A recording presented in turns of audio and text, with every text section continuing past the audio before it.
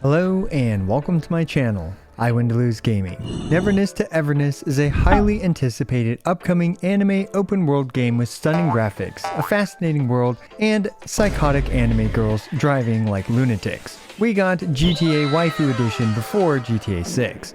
I had the privilege of playing a couple dozen of hours of the closed beta for Neverness to Everness. We'll take a look at an honest and comprehensive review covering the exploration, the gameplay loop, the characters, the combat, all with the good, the bad, and the hilarious.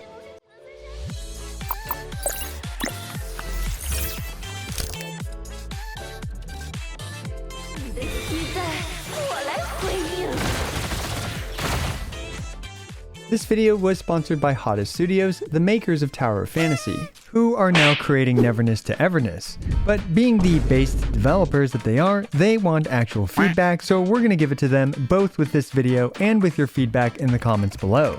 It's very important to note that this review is based on the recent closed beta, so we should expect improvements to the game before its eventual release. Also, the closed beta was only in Chinese, so yeah, do keep that in mind. Now, there's no denying it, Neverness to Everness looks graphically stunning. Being an anime-style game made in Unreal Engine 5, this game has incredible graphic fidelity. Everything from the realistic reflections on the glossy floors to the incredibly high polygon character models, Neverness to Everness truly looks like a next-generation game. But the performance is, well, we'll get to that massive but in a bit. Right off the bat, the game feels very large and surprisingly realistic, with a sprinkle of bizarreness that fits in pretty well. The story appears to be lighthearted as you take the role of, I believe, the stereotypically amnesiac MC, and you meet a colorful cast of misfits dealing with bizarre anomalies that appear to be inspired by ancient folklore. Sadly, my Chinese is terrible, so hopefully that was somewhat accurate. But despite being functionally illiterate, I found myself amused at the various shenanigans the crew found themselves in, such as needing to beat up your pet doggo because it mistook us for cockroaches. The cutscenes are well animated and the crew feels alive, as they are constantly interacting and bickering with each other, which actually had me not mashing the skip button. Even though I couldn't understand most of what they were saying, I still didn't press the skip button. Yes, that's right, there is a skip button that allows you to skip the majority of the dialogue. So those of you traumatized by a certain flying can of emergency food can rest easy. Now, a few moments that really stood out to me are the gorgeous and seamless transitions, as you literally melt between combat scenarios and exploring the real world. In fact, even when you enter a random building, the building itself isn't instanced, but instead the building's interior fully exists within the open world. This likely explains the 32 gigabytes of RAM recommended for the closed beta. Honestly, this game looks like it's a tech demo, you know, one of those snippets of gameplay that you can't actually experience because it's just meant for selling you the game. Except it's not just a tech demo because all this stuff is actually a reality in this game. Needless to say never to what Neverness to Everness is capable of if you have a $4,000 PC. That gets me to the biggest but of this game. Even with my top-of-the-line content creation beast of a PC, this game pushed my PC to its limits. My specs will be down in the description below in case you're curious. My PC sounded like it wanted to audition as a leaf blower. Granted, I was running this game on 4K resolution with max graphic settings, but during many of the driving sections, especially at full speed, you can tell that the game is struggling with draw distance and frantically loading stuff to try to keep up. There were many instances of frame drops and my hardware was definitely pushed to its limits. Frankly, I can't even begin to imagine what it's going to take to get this thing running properly on mobile, or how the experience will be for an average PC. Still, I'm rooting for Hotta Studio because they gotta pull a rabbit out of their hat to get this thing running reasonably on a wide range of devices.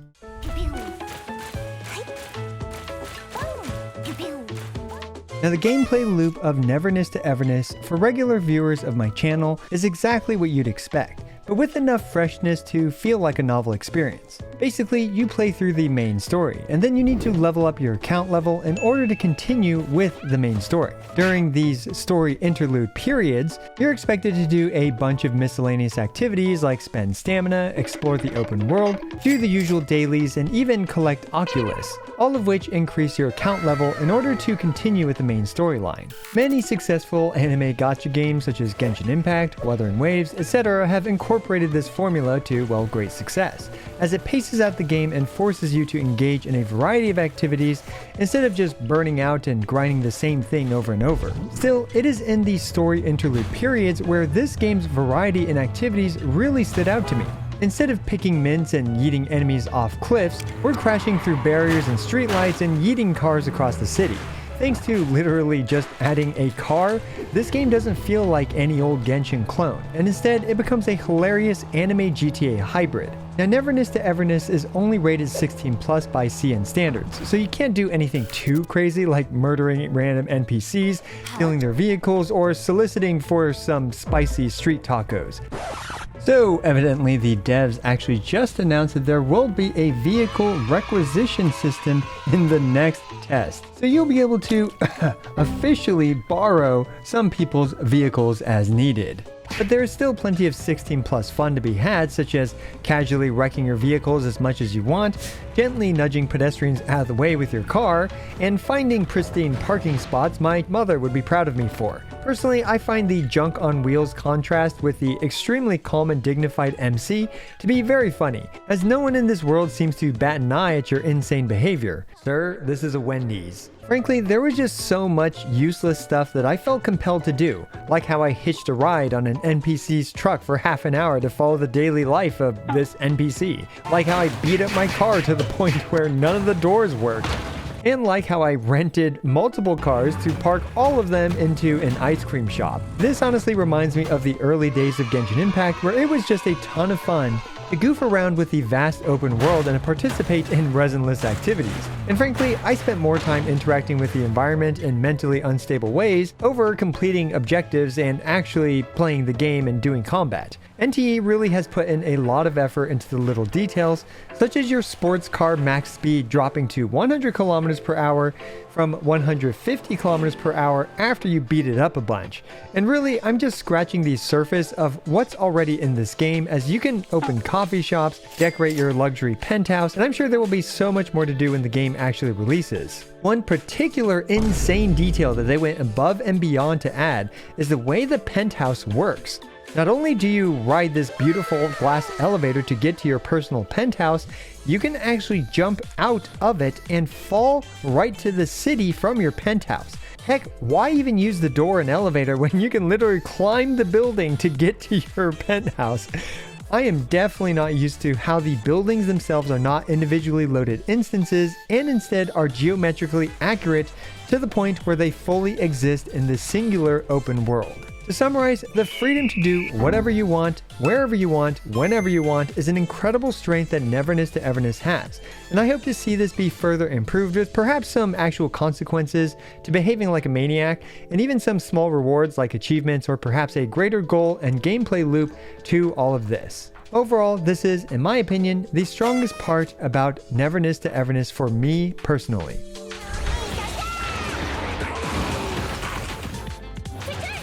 Alright, let's get into perhaps the part of the game I had the most issues with, combat. Okay, so before continuing, there will likely be inaccuracies here considering the language barrier, and this is likely the most subject to change considering this is the first closed beta. I'll give a quick synopsis of the mechanics and then more importantly talk about how combat feels. Combat was largely limited to the main story and just spending stamina. After clearing out some chests and a few special anomalies, I found minimal combat naturally occurring in the overworld. Combat is clearly inspired by many of its predecessors. You have a team of 4 characters where you on-field one of them at a time, and you're able to swap between them. Each character has the tried and true 3 main abilities, with a basic attack, skill, and ultimate. And enemies have a break meter where you can break their break meter and they'll take a hefty amount of break damage and be stunned for a bit. Characters have elements which are used to fulfill various passives and special abilities. For example, having the MC's light element and Cat Girl A's, I believe psychic or something element, will spawn these flower things which do a bit of damage. And characters have various passives which improve these abilities. Also, characters are able to perform QTEs or quick time events to swap to another character that is adjacent to them in the elemental wheel.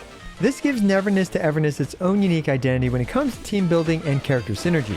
One strength of Neverness to Everness though is characters have distinct playstyles, with the MC surprisingly being a nuker type character, who has some of the biggest individual multipliers in the closed beta. Meanwhile, Catgirl A, who is my favorite character, has some very overtuned spin to win DPS that honestly felt way stronger than anything else in the beta. Catgirl B, well, she's cute and looks funny, so she's got that going for her. Some characters are clearly designed for quick swap shenanigans, like this small girl who has a demon on a stick.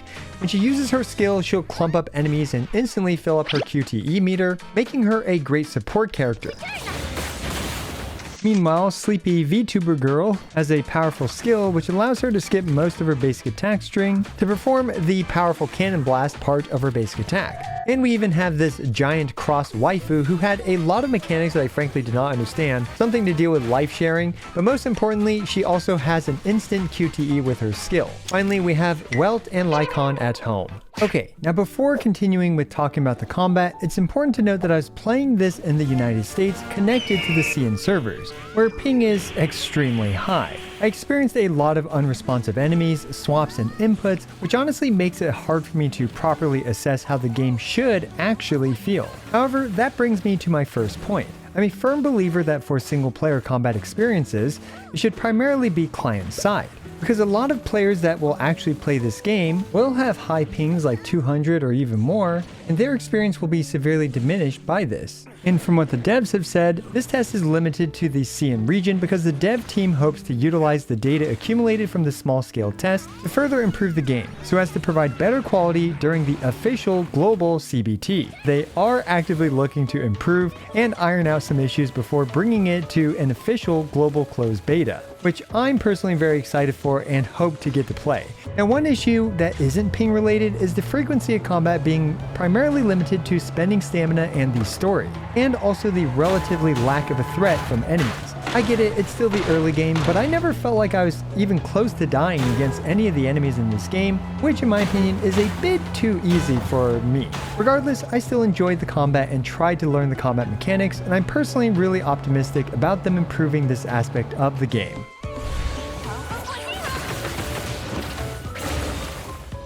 Alright, let's go through progression and gearing for the characters, which likely foreshadows what will end up being monetized. There was no actual gacha in the closed beta, so a lot of this is pure speculation. Characters have the same dupe system as Genshin Impact, where you first have to get the base character and then dupes providing you a constellation in order to power them up for up to 6 dupes. In other words, you have to pull 7 copies of a character to max out their power. Unlike Genshin, you can activate whichever constellation you want and you can deactivate them, making the system far more flexible and frankly far more improved. Leveling characters works just like the other popular gacha games, hitting a level cap, then needing to farm some world boss materials to increase their level cap, and then feeding them EXP books to continue leveling up. Each character also has the tried and true weapon, artifacts, and talents. Instead of weapon types, characters can equip these disc-like things based on, well, I'm not sure the exact term for it, but I'm just going to call it affinity. This works very similarly to Honkai Star Rail's or Zenless Zone Zero's Lycone and Wenjin system respectively,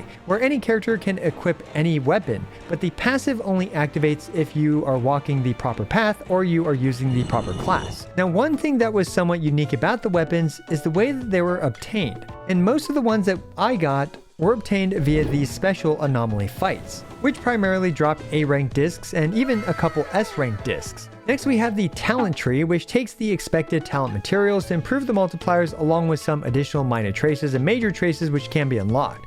So far, everything will sound extremely familiar to those regular viewers of my channel. However, the artifact system, or I guess I'll call it the Tetris system, is a bit different. You slot in various Tetris shapes to fill up your character's artifacts, and there are actually some significant improvements with the system.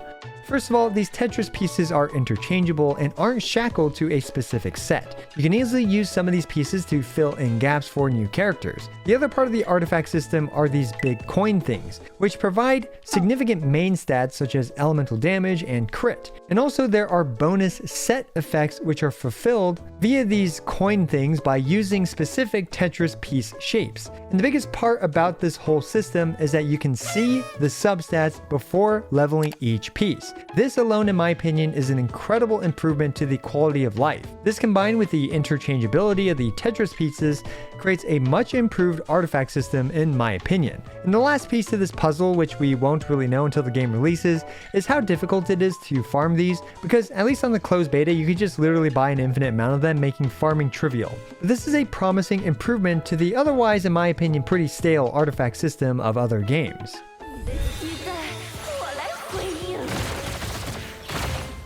Okay, so I don't usually do this, but I'm going to give my personal subjective ratings for my experience on the closed beta. Remember, this is just my personal opinion, so please take it with a giant grain of salt. First of all, graphics and visuals. The graphics are great, looking gorgeous for an anime-inspired game. I still can't get over my elevator ride to my penthouse and careening through the city. So for me personally, with my very expensive PC, which is able to run this game at max settings, I'm giving NTE a 9 out of 10 for its graphics. Now for the character design and art direction, it definitely took some time to grow on me. After using these characters for a while, I ended up appreciating their charming anime expressions and wide range of personalities. Also, the fact that it's based on strange anomalies and folklore gives them a lot of creative freedom to experiment with completely different scenarios without breaking immersion. Overall, for characters and art design, I'm gonna give it a generous 7. Now as for the combat, I gotta be honest, it was a bit rough, but likely due to the high ping. Personally, the biggest change I hope to see is that they bring most of the combat client side and polish a few things here and there like auto-targeting and some other things. The good news is that the foundation is there. Overall, my personal score for combat is a 6 out of 10. And as for the general fun factor and overall experience, I had an absolute blast just driving like a maniac and interacting with the world. I had a solid 10 out of 10 fun playing the beta, whether it was through the story and all the unique environments, or just goofing off with my cars. And frankly, I would still be playing it more if it was still live. Granted, another 20 hours of driving cars off cliffs would get old fast, but for now, I keep chuckling while reminiscing about my experience. In the end, after averaging this stuff out, Neverness to Everness closed beta was a solid 8 out of 10 experience for me. Again, my opinion, so feel free to disagree or agree. Be sure to let us know your thoughts on what you've seen about Neverness to Everness down below, as the devs are actively collecting feedback and want to improve the game. And huge thanks to Neverness to Everness for sponsoring today's video. As always, I appreciate every single one of you. This is I Went to Lose, signing out.